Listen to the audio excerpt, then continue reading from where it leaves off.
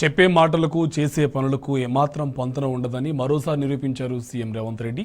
తాము విశాల హృదయం ఉన్న నేతలమని, తమది ఫ్యూడల్ ప్రభుత్వం కాదని అసెంబ్లీలో ప్రసంగాలు దంచిన రేవంత్ రెడ్డి 2 నెలలు కాకముందే ఆ మాటలను నీటిలో కలిపారు. విద్యుత్ సరఫరా, పంపిణీ సంస్థల్లో సమ్మెలు నిషేధిస్తూ ఉత్తర్వులు జారీ చేశారు. దీంతో చెప్పేవి శుద్ధపూస మాటలు, చేసేవి గిసొంటి పనులంటూ సోషల్ మీడియాలో ఏకిపారేస్తున్నారు ప్రజలు.